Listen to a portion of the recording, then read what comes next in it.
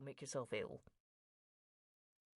There were more ways than one of losing your bearings, she thought miserably, as she steered the car around yet another bend. What was that? She slammed her foot on the brake as a missile hurtled out of the dark. An owl. She glimpsed a dazzle of shiny eyes above a curved beak before the bird swerved off into the night, a second before impact. Mel sat for a moment in shock.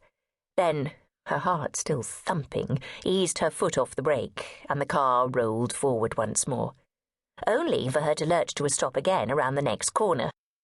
A T-junction. Which way now, for goodness sake? She wrenched up the handbrake, glanced at the clock. 8:15. It really was dark for an April evening, and stabbed on the navigation light.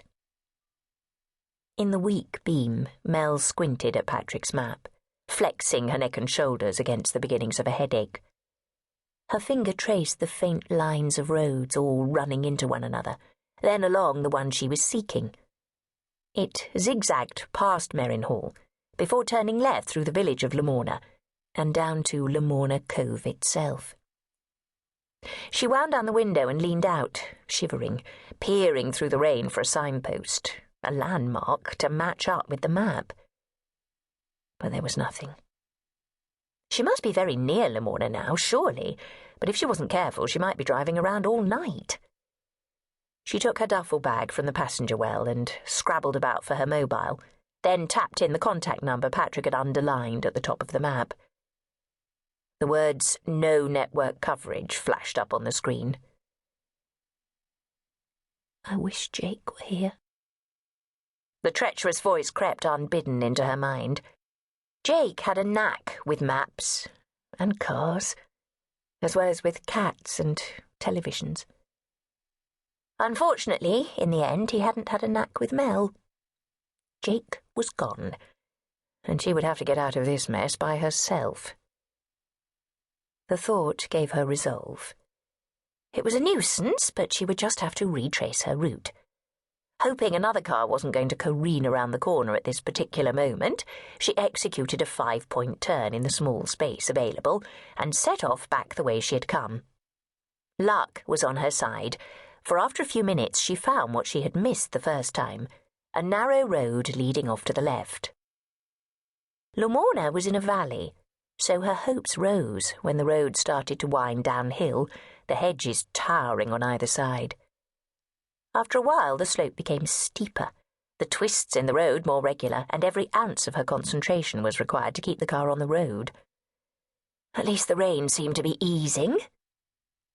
She began to look out for signs of habitation. A short while later, the hedgerow on her side gave way to a low stone wall lined with trees. Soon a pair of gateposts loomed in the darkness. She slowed the car. Could this be it? She lowered the side window to look. A battered board, half covered in ivy, hung lopsided from one post. The letters ERRYNHAL were just visible on the cracked paint. Relief flooded through her as she swung the car between the posts. Pitch black. No, she could glimpse a small blur of light. There, in the distance, between the black hulks of trees. The headlights picked out a winding, muddy drive full of potholes and lined with great banks of vegetation on either side. The rain had stopped at last, and she bumped the car down the drive for a couple of 100 yards until, before her, the yellow glow of a porch lantern picked out 2 great columns of a Georgian portal. At its base, 3 semicircular steps rippled out towards a battered flagstoned forecourt grown up with weeds. The porch light was the only sign of life. Mel hesitated, then parked at the edge of the forecourt and switched off the engine.